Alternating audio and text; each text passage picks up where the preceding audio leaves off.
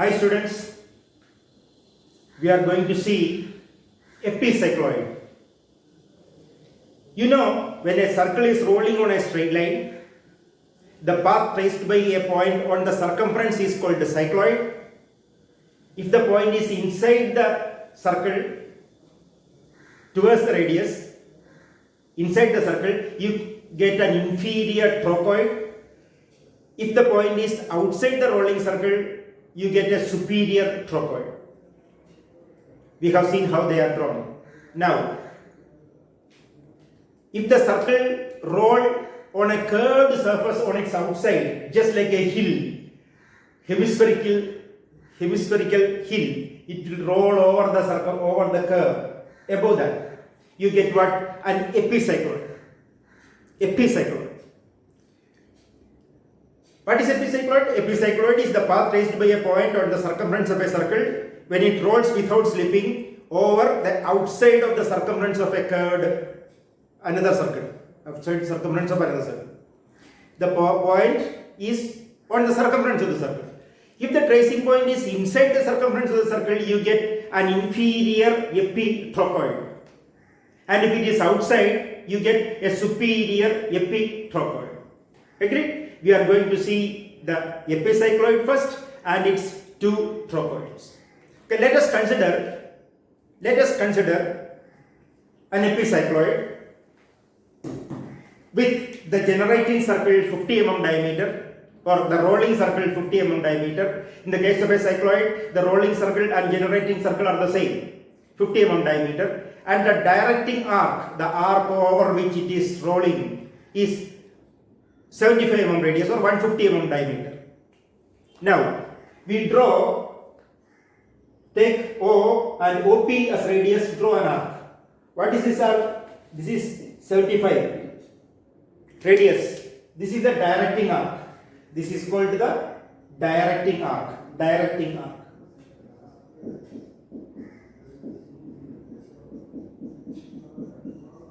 Or directing circle.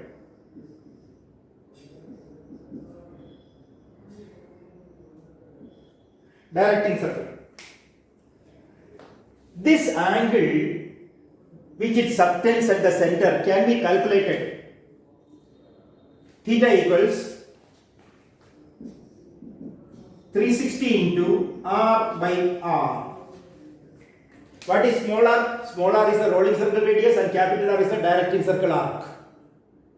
In this case, it is 360 into 25 by 75 equals 120 degrees.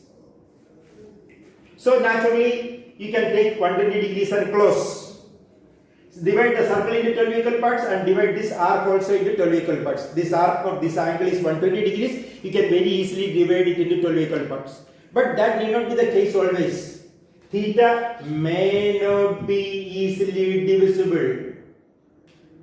Agreed? In such case, what you do is, draw this arc. Don't close it after calculating theta. Don't calculate theta and close it. Instead, draw this arc, draw this circle, divide the circle into 12 equal parts and take this chord in your divider. This chord, same everywhere. And place it 12 times on this arc and close. Place it 12 times. That will be almost the same as the calculated value of theta. There can be a difference of 1 to 2 degrees. That is admissible. That much of error is possible always. So we can ignore that error. Agreed? Okay. Now, divide this. In this case, I am closing it. I am closing it since it is 120 degrees. I divide this into 12 equal parts with the help of a protractor. I am manipulating here.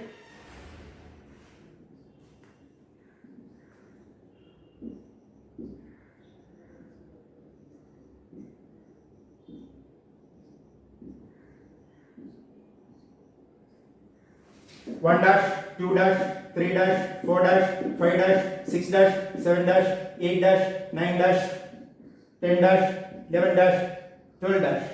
What does it mean? Means that when the circle rolls, 1 come to 1 dash, 2 come to 2 dash, 3 come to 3 dash and so on. Agreed? This is the tracing point P. Now, in the case of a cycloid, we have drawn horizontal lines through 1, 2, 3, etc. No? In this case, instead of drawing horizontal lines, what we do is we draw arcs through all these points with O as center. Arcs through these points with O as center. Agreed? Let's draw them. O as center. An arc through 1 will pass through 11. So draw an arc. I am not drawing through arc. I am drawing intermittent arc. You have to draw through arcs.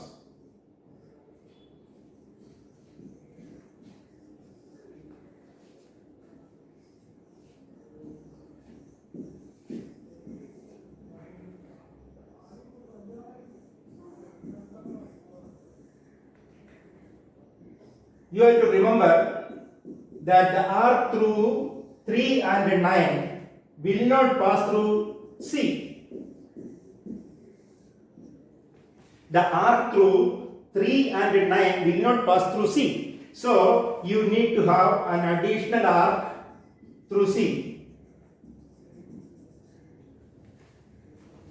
After drawing all these arcs, join all 1 dash, 2 dash, 3 dash to O and extend. It is not necessary that you physically join. Our idea is to get C1, C2, C3 up to C12. It is on this radial line. So, physically drawing all these lines are not necessary. You can keep your scale and mark points.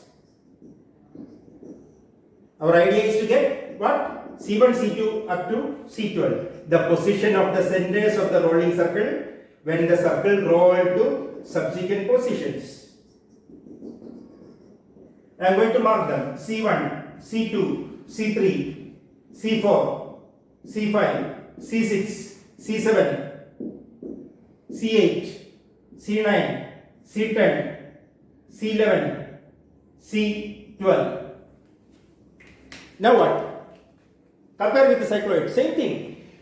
25 mm as radius, the rolling circle radius as radius, C1 as center. Cut the arc through 1 at P1. There you have cut the line through 1 at P1. Here you cut the arc through 1 at P1. So this is P1, C2, P2, C3. Somewhere here is P3. C4, P4, C5, P5, C6 you need not draw, simply extend this. P6, P7, P8,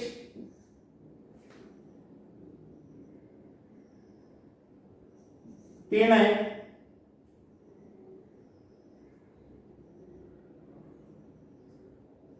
P10, P11 and 12 dash itself is P12. Show them once again. P1, P2, P1, P2, P3. P3 is on the arc through 3. This is the arc through. This is the arc through. So somewhere here. P3. Maybe somewhere here. Okay.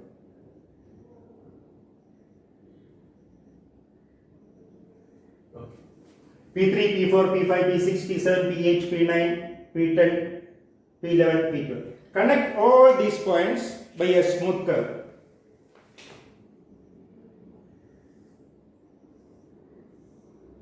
Since I am not using proper instruments, the possibility of getting a good curve depends to a great extent to luck. The possibility of getting a good curve depends to a great extent on luck. I think I was lucky.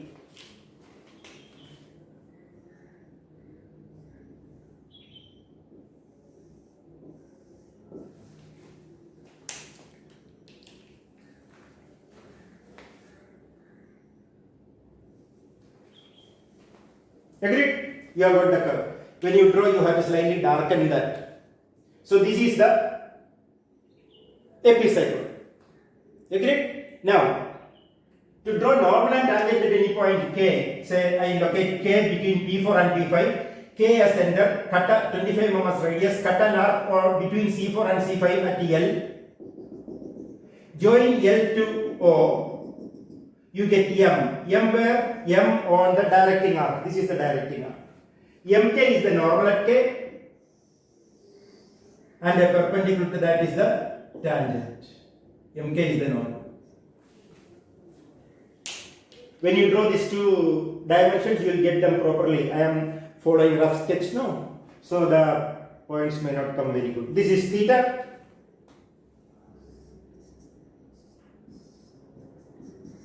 (120 degrees). You have to mark the dimensions. You can say R25. Or you can mark the dimensions. This is also 75. This dimension is to be marked properly. You can mark it here if you want.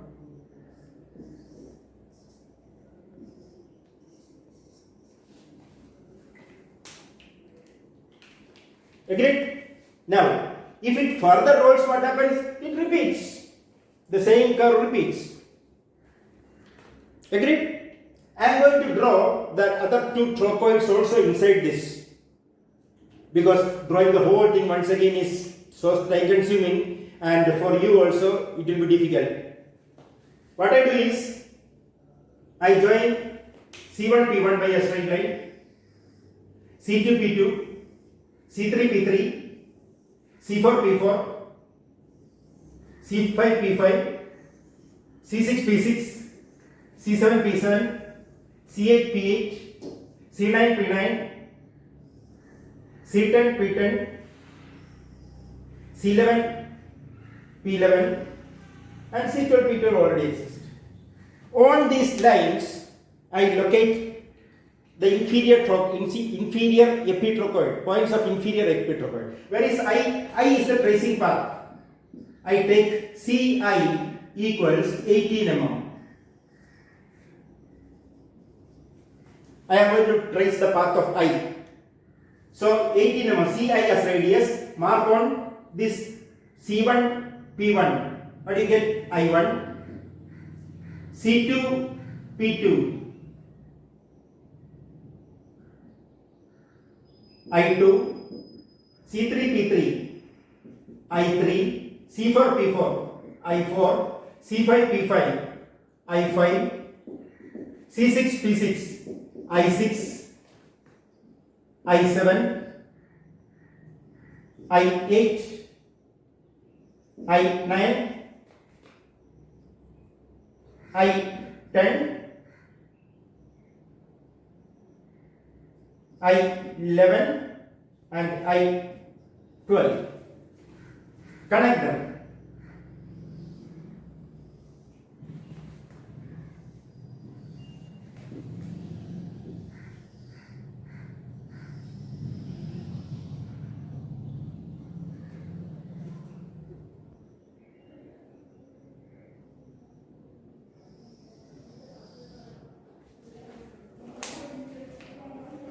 I1, I2, I3, I4, I5, I6, I7, I8, I9, I10, I11, I12.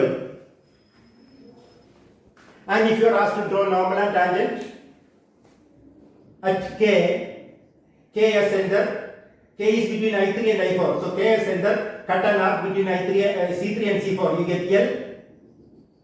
Drop it into, connect it to O. You get M.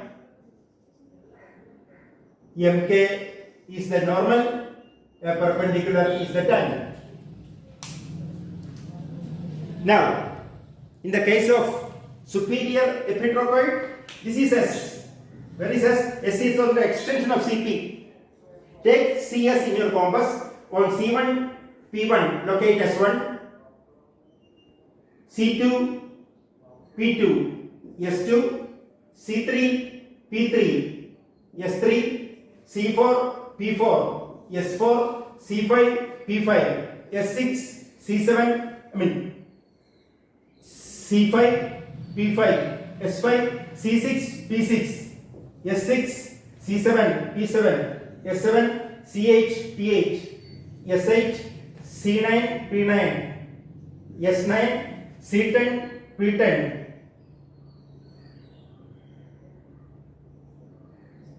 S10, C11, P11,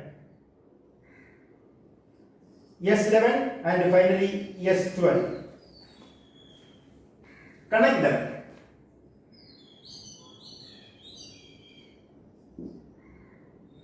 Let me mark the points with the clarity so that when I draw, I don't make any mistake.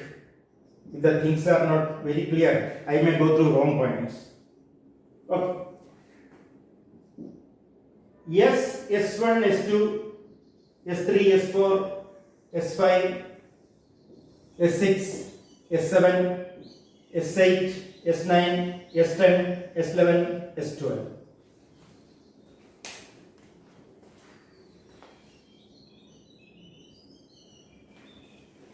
S, S1, S2, S3 up to S12. If you are asked to draw normal and tangent, let's say any point between S7 and S8, say at K, take 32 mm as radius, that is CS as radius, K as center, cut the arc between C7 and CH to get what? L. Join L to O. What do you get? You get M. MK is the normal and a perpendicular is the tangent. MK is the normal and a perpendicular is the tangent.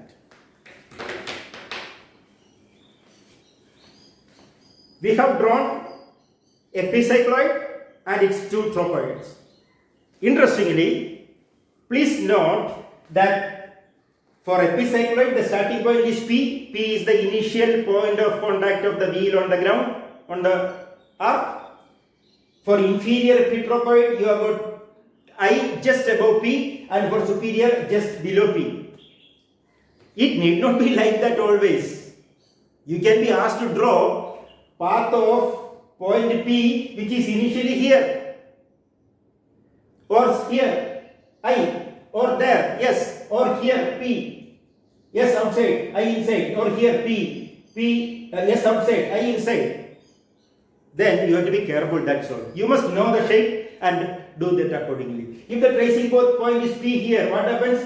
This whole curve, this black, not green, this blue is the epicycloid. This blue curve, instead of starting from P and coming back to the last point A, arc PA, it will start from here, come to 6 and then go there.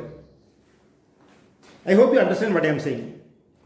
If tracing point P is here, I am drawing the miniature of the curve will be like this. Here the curve is like this. Cut here and put it here, put it here. This is what happens. Agreed? And similarly, corresponding changes will come for the inferior epitrochoid and the superior epitrochoid. You have to be careful where it starts. Where is the initial point? The initial point decides the shape. The total shape is this, but this will be cut into pieces and placed accordingly. I hope you understand. Okay then. Thank you.